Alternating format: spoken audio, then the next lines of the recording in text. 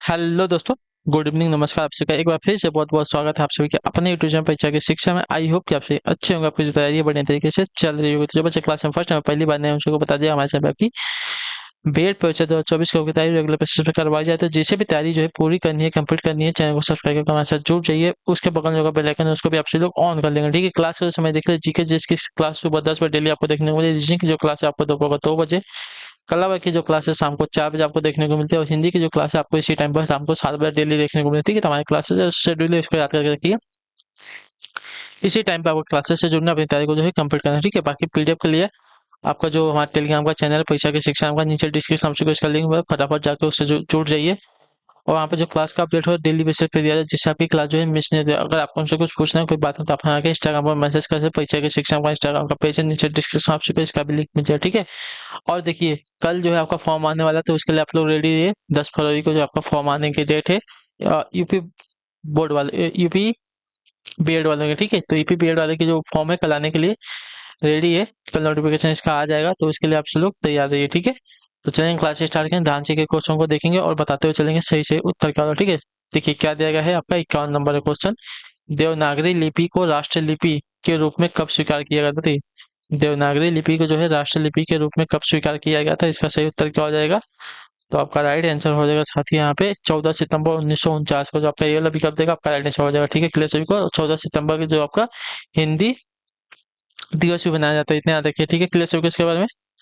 अगले क्वेश्चन बढ़ेंगे आपका, देखिए 52 नंबर बताएंगे राइट आंसर पर। रानी केतकी की कहानी किस भाषा को कहा जाता है, क्या बताइए? रानी केतकी की कहानी की भाषा को कहा जाता है क्या? हिंदुस्तानी, खड़ी बोली, उर्दू या अपभ्रंश? तो रानी केतकी की कहानी की भाषा को आपका खड़ी बोली कहा जाता है, जो आपका दिया गया यहाँ पे बी वाला विकल्प आपका सही उत्तर होता है, ठीक ठीक है। क्लियर हो गया इसके बारे में? ठीक है। अगला क्वेश्चन देखेंगे, बताएंगे आपका 53 नंबर उत्तर सही उत्तर क्या होगा, ठीक है। क्या देगा? प्रादेशिक बोलियों के साथ ब्रज या मध्य प्रदेश, सॉरी, प्रादेशिक बोलियों के साथ ब्रज या मध्य देश की भाषा का आश्रय लेकर एक सामान्य साहित्यिक भाषा स्वीकृत हुई, जिसे चरणों को नाम दिया गया है, क्या बताइए?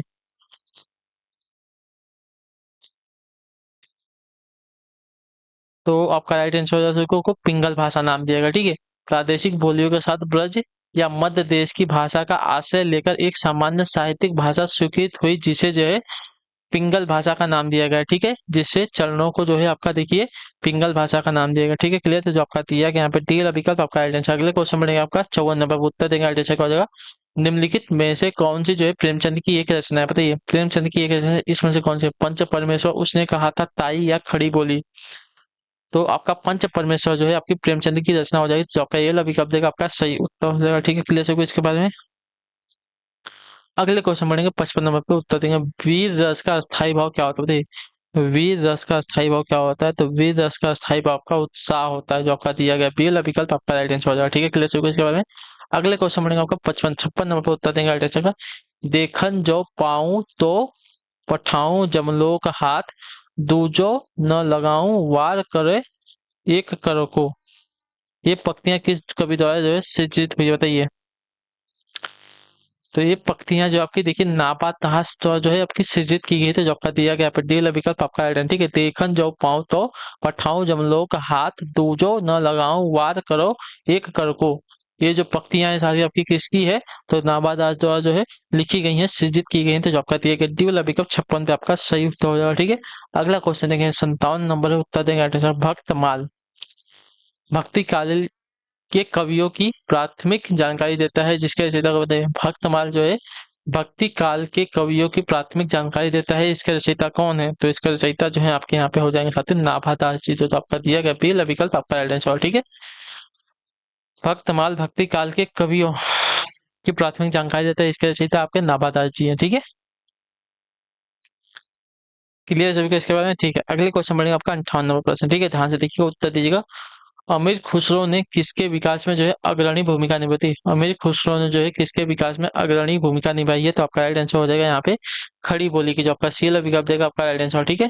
तो अमीर खुसरो ने जो है खड़ी बोली की विकास में अग्रणी भूमिका निभाई है, ठीक है। अगले क्वेश्चन बढ़ेंगे 60 नंबर पर, ध्यान से देखिए बताएंगे राइट आंसर का। त्रिपुरा की राजभाषा क्या होती है? त्रिपुरा की राजभाषा क्या है? तो त्रिपुरा की राजभाषा आपकी हो जाएगी साथियों बांग्ला है, जो आपका दिया गया यहाँ पे डी वाला विकल्प आपका राइट आंसर हो जाएगा। ठीक है, त्रिपुरा जो है आपका बांग्लादेश से लगा हुआ है, तो वहाँ की जो भाषा है त्रिपुरा की आपकी बांग्ला है। ठीक है, तो जो आपका दिया गया यहाँ पे डी वाला विकल्प 59 पे आपका सही उत्तर होगा। ठीक है, अगला क्वेश्चन 60 नंबर पर बताएंगे राइट आंसर का। हरीश चंद्री हिंदी शब्द का प्रयोग इतिहासकार ने अपनी इतिहास ग्रंथ में किया है, किसने, बताइए। हरीश चंद्री हिंदी शब्द का जो प्रयोग है इतिहासकार ने अपने इतिहास ग्रंथ में किया है, किसने किया है ये, तो आपका राइट आंसर हो जाएगा साथियों रामचंद्र शुक्ल ने किया, जो आपका दिया गया यहाँ पे सी विकल्प 60 पे आपका सही उत्तर है। ठीक है, क्लियर हो गया इसके बारे में। अगला प्रश्न देखेंगे आपका 61 नंबर बताएंगे राइट आंसर का, ध्यान से देखिएगा उत्तर दीजिएगा। क्या गया है, सर्वप्रथम किस आलोचक ने अपने किस ग्रंथ में देव बड़े हैं कि बिहारी विवाद का जो है जन्म दिया है, बताइए। सर्वप्रथम किस आलोचक ने अपने किस ग्रंथ में देव बड़े हैं कि बिहारी विवाद को जो है जन्म दिया है, तो आपका राइट आंसर हो जाएगा साथी आपका मिश्र बंधु हिंदी नवरत्न में, जो आपका दिया गया यहाँ पे ये वाला विकल्प आपका राइट आंसर। ठीक है, सर्वप्रथम मिश्र बंधु ने हिंदी नवरत्न में देव बड़े हैं कि बिहारी विवाद को जो है जन्म दिया है, इतना याद रखिए। ठीक है, अगले क्वेश्चन बढ़ेंगे आपका, देखेंगे 62 को उत्तर देंगे राइट आंसर का। इनमें से किस आलोचक ने अपना कौन सा आलोचना ग्रंथ लिखकर हिंदी के स्नातकोत्तर कक्षाओं के पाठ्यक्रम में आलोचना के अभाव को पूरा करने का सर्वप्रथम सफल प्रयास किया था, बताइए। तो आपका राइट आंसर श्याम सुंदर दास साहित्य लोचना में, जो आपका दिया गया डी वाला विकल्प आपका राइट आंसर हो जाएगा। ठीक है, क्लियर सभी को। श्याम सुंदर दास ने जो है कौन सा, तो साहित्य लोचन ग्रंथ लिखकर जो है स्नातकोत्तर कक्षाओं के पाठ्यक्रम में जो है आलोचना के प्रभाव को पूरा करने का सर्वप्रथम प्रयास किया था। ठीक है, श्याम सुंदर दास और साहित्य लोचन की जो है रचना थी इसके द्वारा। ठीक है, क्लियर सभी को इसके बारे में। ठीक है, अगला प्रश्न देख लेते हैं आपका, क्या है 63 नंबर। आचार्य रामचंद्र शुक्ल ने त्रिवेणी में किन 3 महाकवियों की समीक्षाएं प्रस्तुत की, बताइए। आचार्य रामचंद्र शुक्ल ने जो है त्रिकोणी में कौन सी 3 जो है महाकवियों की समीक्षाएं प्रस्तुत की है, तो आपका राइट आंसर हो जाएगा साथियों यहाँ पे सूर, तुलसी और जायसी, जो आपका दिया गया यहाँ पे सी वाला विकल्प आपका आचार्य रामचंद्र शुक्ल ने जो है त्रिवेणी में तुलसीदास, सूरदास और जायसी मोहम्मद जायसी जो है इन 3 महाकवियों की समीक्षाएं प्रस्तुत की हैं। ठीक है, क्लियर हो इसके बारे में। अगले क्वेश्चन बढ़ेंगे आपका 64 नंबर पर, उत्तर देंगे राइट आंसर क्या देगा। आचार्य रामचंद्र शुक्ल के अनुसार इनमें से एक ऐसा कवि है जिसका वियोग वर्णन के लिए ही है, परिस्थिति के अनुरोध से नहीं है। देखिए किसकी बात कर रहे हैं, तो आपका राइट आंसर साथियों कबीरदास जी की, जो आपका दिया गया पे ये वाला विकल्प आपका राइट आंसर। ठीक है, आचार्य रामचंद्र शुक्ल के अनुसार कबीर एक ऐसे कवि हैं जिनका वियोग वर्णन के लिए ही है, परिस्थिति के अनुरोध के लिए नहीं है। ठीक है, क्लियर सभी को इसके बारे में। अगले क्वेश्चन बढ़ेंगे आपका, देखें 65 पे बताएंगे राइट आंसर क्या होगा। सुंदर परम किशोर वैक्रम चंचल नयन विशाल कर मुरली सिर मोर पंख पीताम्बर उर बनमाल, ये पंक्तियां जो है किस रचनाकार की है, तो ये आपका राइट आंसर हो जाएगा। ये पंक्तियां जो आपकी देखिए सूरदास जी के, तो जो आपका डेल विकल्प देगा आपका राइट आंसर हो जाएगा। ठीक है, सुंदर परम किशोर वैक्रम चंचल नयन विशाल कर मुरली सिर मोर पंख पीताम्बर उर बनमाल, तो ये जो पंक्तियां साथी आपकी इसके रचनाकार आपके सूरदास जी हैं, तो जो आपका डेल ऑप्शन देगा आपका यहाँ पे राइट आंसर। ठीक है, 66 नंबर, प्रेम सागर के रचनाकार कौन है। प्रेम सागर के रचनाकार कौन है, तो प्रेम सागर के रचनाकार आपके लल्लू लाल जी हैं। ठीक है, प्रेम सागर के रचनाकार आपके लल्लू लाल जी है, तो जो आपका दिया गया यहाँ पे सी वाला विकल्प आपका सही उत्तर। ठीक है, क्लियर होगा इसके बारे में। अगले क्वेश्चन बढ़ेंगे 67 नंबर, ध्यान से देखिएगा, बताइएगा राइट आंसर का। ठीक है, यह युग भारतेंदु यानी कि बच्चे के समान हंसता खेलता आया था, जिसमें बच्चों की सी निश्चलता, अक्खड़पन, सरलता और तन्मयता थी। यह जो कथन है किस आलोचक का, बताइए।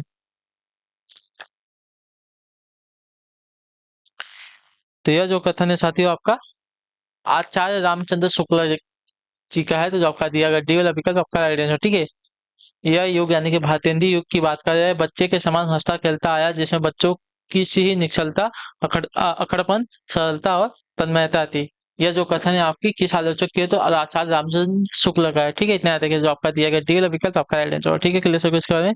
अगले क्वेश्चन 68 नंबर बताएंगे, ध्यान से देखेंगे, उत्तर देंगे, कोशिश करेंगे। मनुष्य से बड़ा है उसका अपना विश्वास और उसका ही रचा हुआ विधान। अपने विश्वास और विधान के सम्मुख ही मनुष्य व्यवस्था अनुभव करता है और स्वयं ही वह उसे बदल भी देता है। यह कथन किस उपन्यासकार ने लिखा है बताइए।